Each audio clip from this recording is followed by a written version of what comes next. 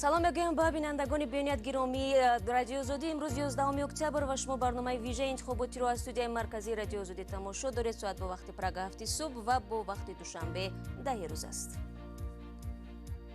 ман шалои гулхоҷа бо ҷамъи ҳамкоронамон тӯли ним соати оянда бо раванди баргузории маъракаи муҳими сиёсии интихоботи президентӣ дар Тоҷикистон шуморо ошно хоҳем кард.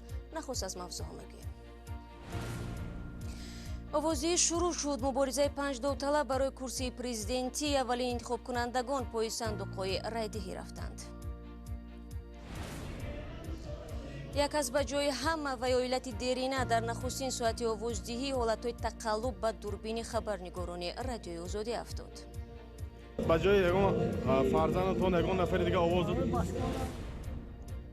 ва дар хориҷи кишвар аз ҷумла дар Русия барои шаҳрвандони Тоҷикистон қиттаҳои овоздиҳӣ ташкил шудааст. хуб, дар Тоҷикистон 5 миллион кас аз ҳаққи иштирок дар интихобот бархурдор мебошанд. аз ин миён тибқи ҳисобҳо аз 500 000 то аз 1 миллион тоҷикон дар Русия ҳастанд. имсол аксарияти онҳо бинобар баста будани марзҳо натавонистанд ба ватан баргарданд. дар Русия барои муҳоҷирон 5 нуқтаи овоздиҳӣ аз ҷумла дар назди сафорат дар Москав ташкил шудааст ва ҳоло умед ҳамкори мо дар назди сафорат аст ва ба ӯ рӯ меорам. Умед, здравствуйте. Как нас слышно? Да, Умед, я вижу, что вы сейчас находитесь около посольства Таджикистана. Как проходит голосование? Да, мы находимся сейчас у посольства Таджикистана здесь, в Москве. И только что, буквально несколько минут назад, началось голосование на участке, который образован здесь, в посольстве. И первым проголосовал сам посол Таджикистана в России. И вы можете наблюдать за моей спиной. Сейчас подъехала целая группа курсантов, военнослужащих из Таджикистана, которые сейчас тоже проходят голосование. Сейчас пока других лиц не видно, так как через какое-то время, скорее всего, будет наплыв. И в дальнейшем мы будем рассказывать, что происходит здесь у участка. Пока здесь все нормально. Выборы начались. Умед, у вас была возможность поговорить с дипломатами? Да, отрывочно мы сумели с ними побеседовать, но вся информация, общая информация по количеству, сколько ожидается и какие условия, они попросили дать чуть позже. В следующих подключениях, скорее всего, будут подробности. Шахло. Ну, есть информация, сколько человек ожидается, что придут и будут голосовать? Нет, пока по этому вопросу они данных не говорили, но, скорее всего, у них на сайте будет дополнительная информация по этим вопросам. Сейчас пока у нас тоже этой информации нет, сколько ожидается человек, но, скорее всего, как в прошлый раз, мне тут сказали ребята, что будут подвозить автобусами мигрантов, трудящихся, и, скорее всего, большая часть будет прибывать своим ходом. Спасибо, Умед, вам большое. Мы в течение дня еще к вам вернемся. В бинандагони азиз Умед Бомбуматов буд ҳамкори мо ки аз ҷараёни овоздиҳии муҳоҷирон дар Москав барои мо маълумот медиҳад. ва тавре дидем ӯ гуфт ки овоздиҳӣ шурӯъ шудааст, вале ҳанӯз муҳоҷирони корӣ зоҳиран барои овоздиҳӣ наомаданд. ин вижа гуфтори интихоботии радиои Озодист. ва бинандагони азиз, ҳамкорони мо дар манотиқи мухталифи Тоҷикистон ҷараёни баргузории маъракаи муҳими сиёсиро пайгирӣ мекунанд ва тибқи мушоҳидаи ҳамкорони мо аллакай дар соати аввали интихобот иллати деринаи райдиҳандагони тоҷик овоз додани як нафар ба ҷои чанд аъзои оила ҷой доштааст. ва ба навори навбатӣ таваҷҷӯҳ кунед. салом алейкум ағаҷон, шумо назми имрӯз ба чӣ мақсад ба ин чорабинӣ омадед? Не, шумо омадед аз хонаводаи шумо ҳам ягон киси дигар омадми? аммо шумо ба ҷои ягон фарзандатон ягон нафари дигар овоз дод?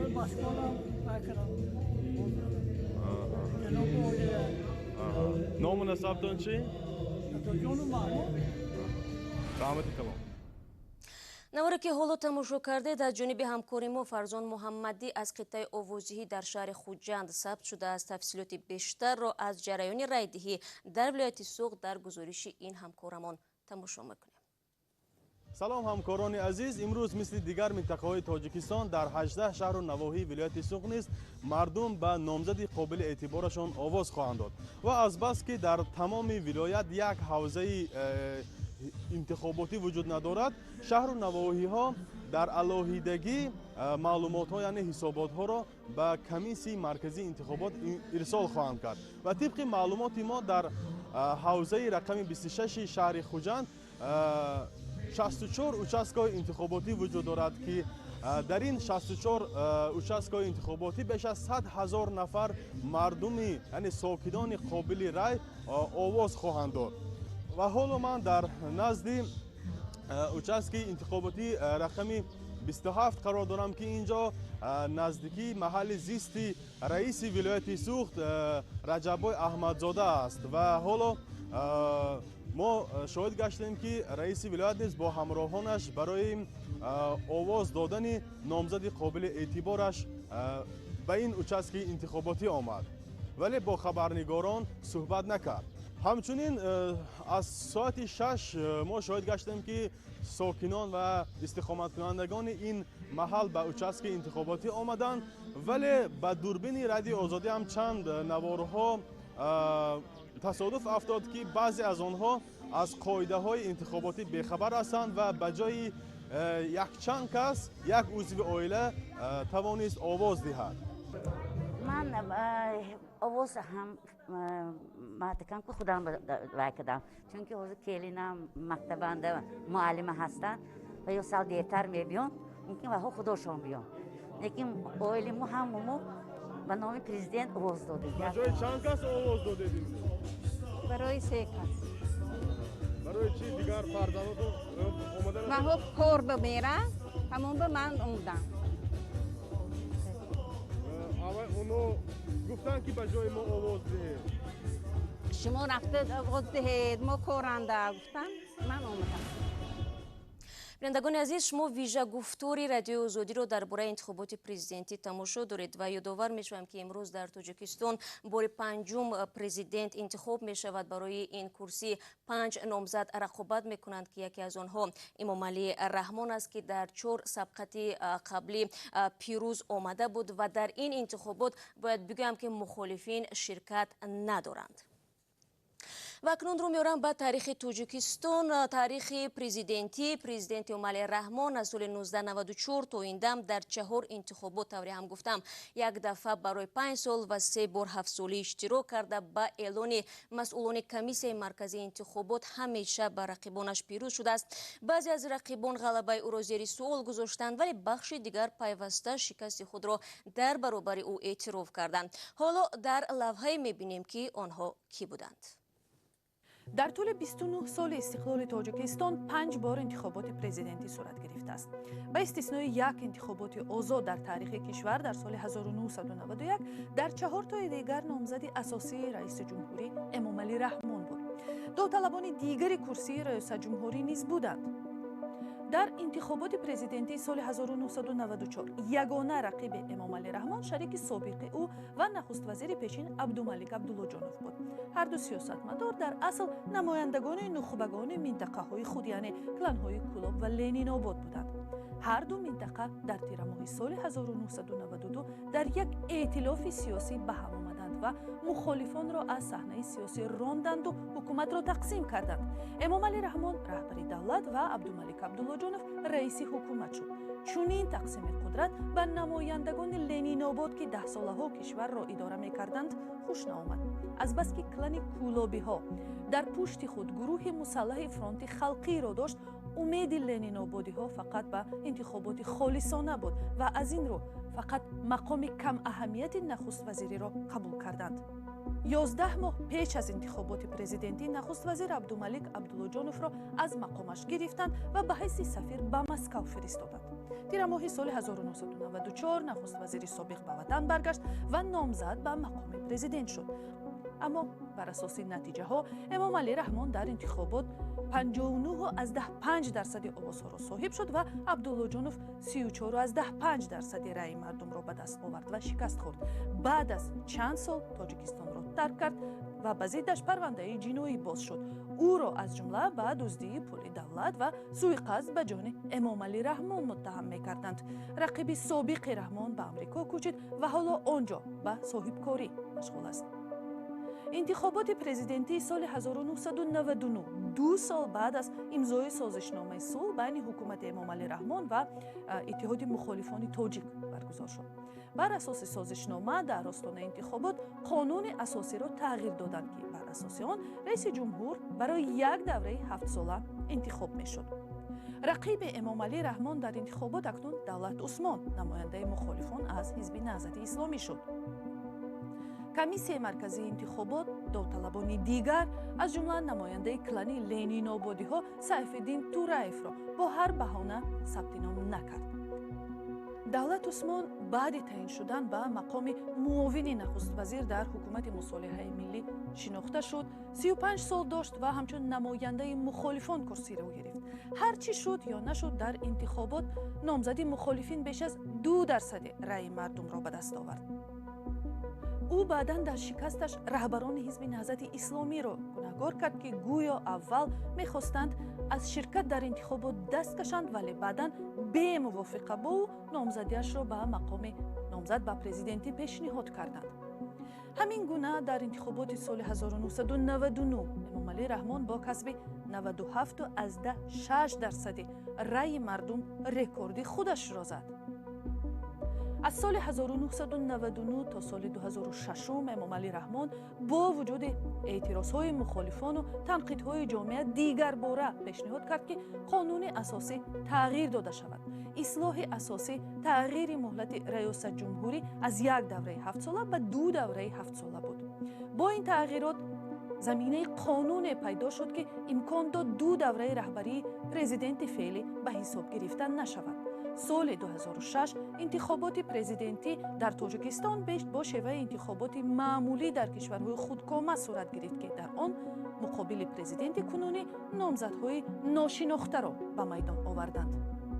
дар Тоҷикистон ба ҳайси номзад ба мансаби президент раҳбарони 2 ҳизби тоза таъсисро сабти ном карданд. ҳамчунин номзадҳо аз 2 ҳизби тобеи ҳукумат пешбарӣ шуданд. соли 2006 дар матбуоти дохилӣ меъёрҳои интихоби рақиб барои номзади асосӣ баҳс шуд. бояд кӯҳансол бошад, ӯро фақат дар ҳалқаҳои маҳдуди академикӣ бишиносанд, аз ягон клани минтақавӣ намояндагӣ накунад ва муҳимтар аз ҳама ҳадафҳои воқеии сиёсӣ надошта бошад. тааҷҷубовар ҳам нест ки номзадҳои рақиби Эмомалӣ Раҳмон дар соли 2006 комилан ба ҳамин меъёрҳо мутобиқат мекарданд. 3 нафарашон то ширкат дар интихобот ҳеҷ гоҳ ба сиёсат машғул нашуданд ва дар муассисаҳои илмӣ ва таълимӣ кор карданд. 4-умӣ вакили начандон шинохта аз ҳизби коммунист дар парлумон буд. интихоботи баъдӣ дар соли 2013 фарқи бузурге аз интихоботи соли 2006 надошт, ба истиснои ин ки номзади ҳизби аграрӣ дигар кас, яъне Толиббек Бухориев шуд ва номзади панҷум Саидҷаъфар Усмонов аз ҳизби демократро дар баргаи рай изофа карданд.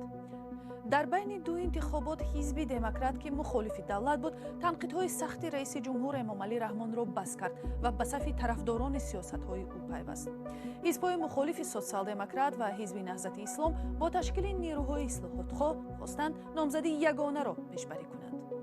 Ойниҳол Бобоназарова, раиси собиқи Бунёди Сорос дар Душанбе ва ҳомии шинохтаи ҳуқуқро номзад баргузиданд, вале комиссияи интихоботӣ ӯро сабти ном накард.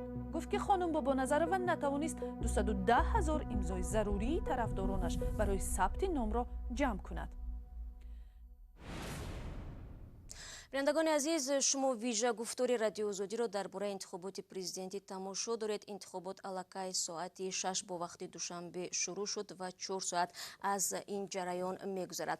хабарнигорони мо дар Душанбе, вилояти Хатлону Суғд ва шаҳрҳои Русия вазъро аз наздик пайгирӣ доранд. ва ҳоло талош мекунем бо пойтахти Тоҷикистон, шаҳри Душанбе дар тамос бошем, дар тамоси мустақим. ҳамкорони мо Савинози Рӯҳулло ва Амрдин Олимов ҳамин лаҳза лаҳза дар пахши мустақим ҳастанд. ва Сарвиноз, агар ҳоло маро хуб мешунавед, бигӯед ки ҳолу ҳавои интихоботӣ чӣ гуна аст дар Душанбе?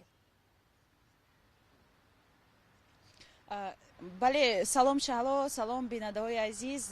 ман мешунавам шуморо ва ҳамин ҳоло мо дар назди комиссиони марказии интихобот ва райпурсӣ қарор дорем ва ман мехоҳам нахуст дар бораи интихобот дар Тоҷикистон бигӯям. аз субҳи барвақт мо ҳамроҳ бо Амриддин дар участкои интихоботӣ будем ва инҷо аз субҳ иштироки сокинони оддӣ хеле кам ба назар мерасад, вале дақиқан то соати 9 ки мо дар чанд нуқтаҳои райдиҳӣ дар маркази шаҳри Душанбе будем, бештар афроди баландпоя ва мансабдорон пои қуттиҳои рай рафтанд ва ҳамин тавр бар асоси омори комиссиони марказии интихобот ва райпурсӣ 20% райдиҳандаҳон аллакай овоз доданд. ҳамчунин ман гуфта метавонам ки дар тамоми нуқтаҳои райдиҳӣ дар маркази шаҳри Душанбе ки мо аз он дидан кардем, аксари нуқтаҳои райдиҳӣ бо маводҳои беҳдоштӣ таъмин ҳастанд ва ҳамин тавр ҷараёни овоздиҳӣ дар тамоми нуқтаҳои интихоботӣ идома дорад. сипос Сарвиноз, хуб оё дар қиттаҳои овозӣ қоидаҳои беҳдоштӣ то куҷо риоя мешавад ва оё аввалин оморҳо аз ҷониби комиссияи марказии интихобот ва райдиҳӣ эълон шудааст ё не? шумо ки дар назди комиссион ҳозир ҳастед. бале шаҳло, ман ҳозир чун гуфта гузаштам, дар ҳоли ҳозир дар тамоми нуқтаҳои райдиҳӣ маводҳои беҳдоштӣ риоя мешавад ва ҳар касе ки барои овоздиҳӣ ба нуқтаҳои интихоботӣ меравад ҳатман дастош покорӣ мешавад, ҳатман ниқоб доранд ва худи масъулон низ бо дастпӯшҳо ва ҳамчунин маводҳои муҳофизатӣ таъмин ҳастанд. дар мавриди ин ки то ҳозир чӣ қадар аллакай овоз доданд, комиссиони марказӣ эълон кард ки то соати 9, яъне давоми 3 соат 20% райдиҳандаҳо аллакай ба номзади арзанда рои худро доданд ва ҳамин тавр аз комиссиони марказии интихобот ва райпурсӣ ба мо гуфтанд ки давоми ҳар 3 соат ин гуна оморро дар ихтиёри расонаҳо хоҳанд гузошт ки мо низ бинандаву шунавандаҳоро дар ҷараён мегузорем. ташаккур. Сарвинози Рӯҳулло буд ки дар пахши мустақим бо мо аз Душанбе суҳбат мекард. ман бо шумо худоҳофизӣ намекунам ва дар нашрҳои баъдӣ боз бо шумо пайваст мешавем. дар интихоботи раиси ҷумҳурӣ имсола дар баробари президенти амалкунанда Эмомалӣ Раҳмон чор довталаб аз ҳизбҳои рақобат мекунанд ки дар доираҳои таҳлилӣ онҳоро киссагӣ меноманду натиҷаҳои интихоботро пешгӯишаванда. вале худи номзадон чунин иддаоро қабул надоранд. яке аз онҳо Абдуҳалим Ғаффорзода, номзад аз ҳизби социалистии Тоҷикистон аст ки субҳи имрӯз дар нуқтаи райдиҳӣ рақами 11 дар Душанбе барои овоздиҳӣ рафта буд ва ба ҳамкорамон Алишер Зарифӣ гуфтааст ки мунтазири пирӯзӣ дар интихобот аст. ин участкаи интихоботи рақами 11 пойтахт аст ва ба қавли масъулонаш дар ин участкаи интихоботи 2504 нафар райдиҳанда аст. айни ҳол соат ва вақти Душанбе 8:20 аст ва то ҳол беш аз 187 нафар ба назди қуттиҳои овоздиҳӣ омада дар интихоботи президентии Тоҷикистон ширкат намуданд. масъулони участкаи интихоботӣ гуфтанд умедворанд ки дар соатҳои баъдӣ ҳузури шаҳрвандон дар интихобот бештар хоҳад шуд. Абдуҳалим Ғаффоров, раиси ҳизби социалистӣ ва номзад ба мақоми президенти Тоҷикистон, субҳи имрӯз барои райдиҳӣ ба маркази интихоботии рақами 11 шаҳри Душанбе омад. интихоботе ки имрӯз мавриди баррасӣ қарор дорад, дар фазои кушоди демократӣ ба иттимом расида шудааст. ман боварӣ дорам ки интихоботе ки дар ҷумҳурии Тоҷикистон мегузарад, нисбати интихоботҳое ки дар кишварҳои собиқ иттиҳоди Шурӯи ва хориҷи кишвар гузашта шудааст, куллан фарқ карда барои ҳамин номзадҳо ба мақоми президенти ҷумҳурии Тоҷикистон як хела, як маром имкониятҳои зиёдро ба вуҷуд овард.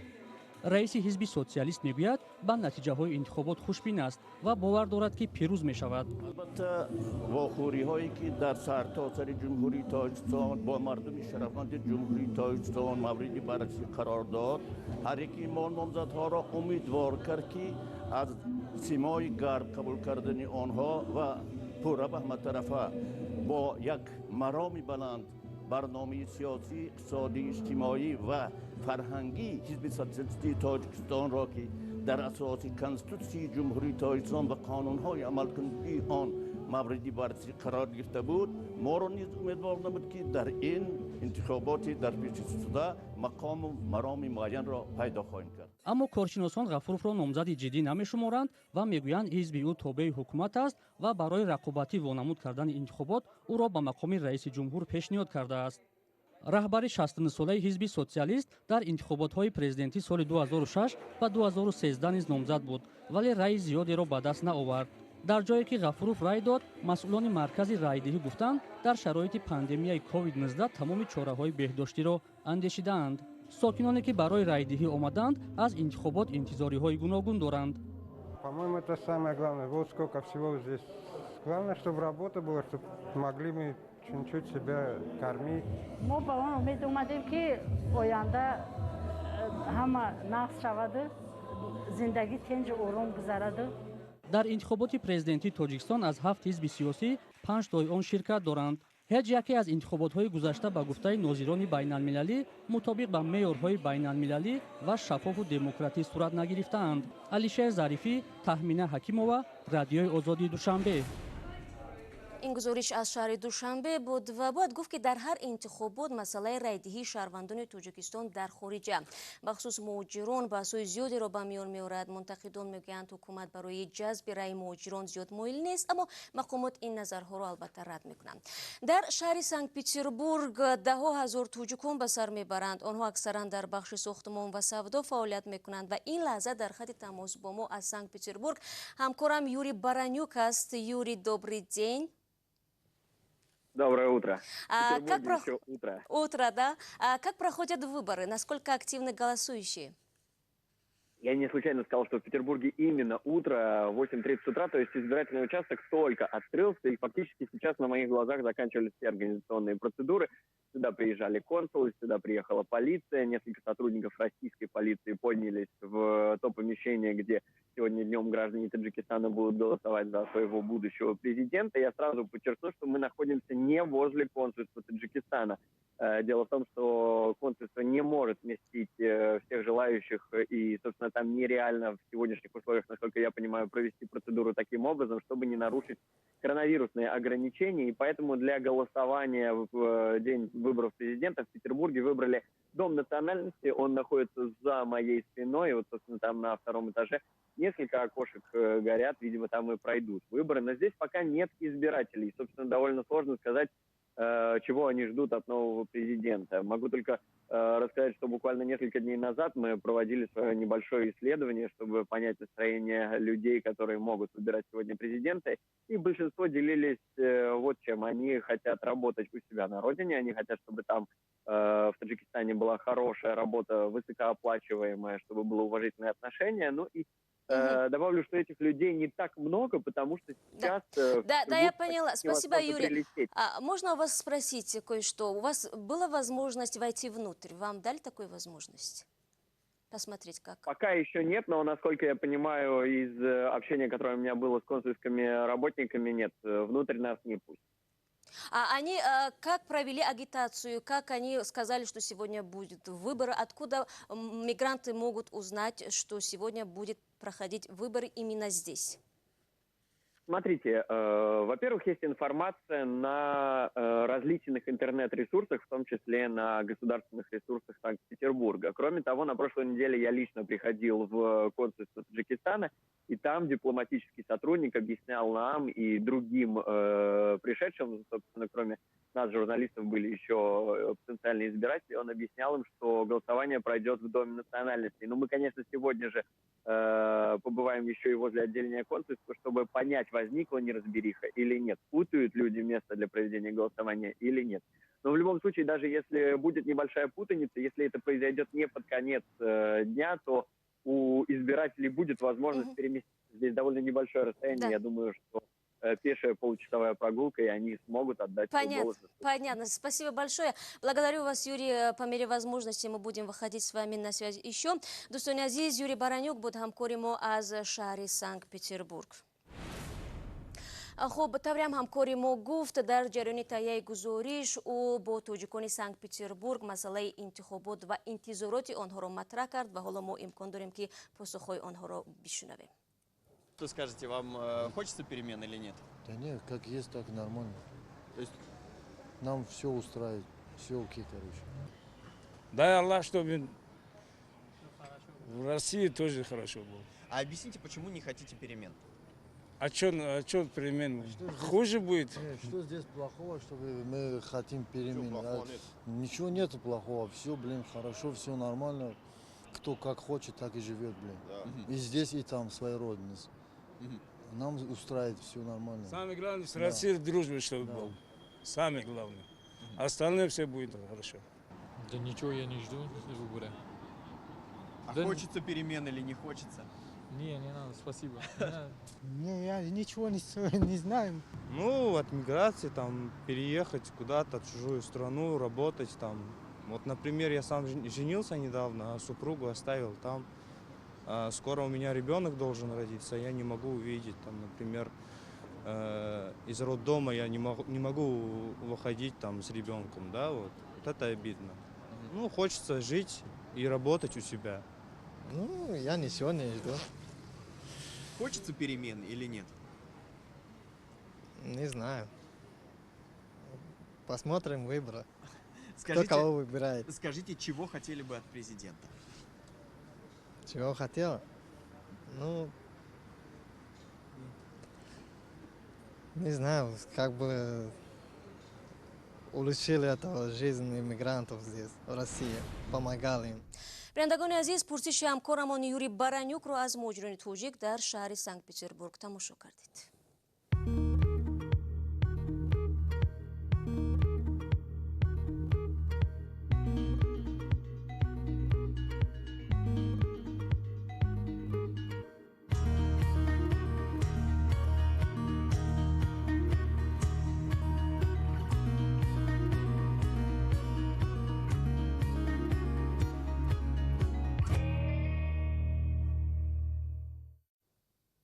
бинандагони азиз, то ин дам дар бораи ҷараёни интихоботи президентӣ аз Тоҷикистону Русия гузориш додем ва суҳбатҳоро ҳам дидем. 10 нафари дигар дар сомонаи мо дар ин бора назару пешниҳодҳои худро навиштанд ва ҳоло ҳамкори азизи мо Каймарси Ато, масъули вебсайти Радиои Озодӣ дар паҳлӯи ман дар студия ҳастанд. Каймарс, метавонӣ бигӯӣ ки корбарон асосан дар бораи интихобот дар бораи чӣ менависанд?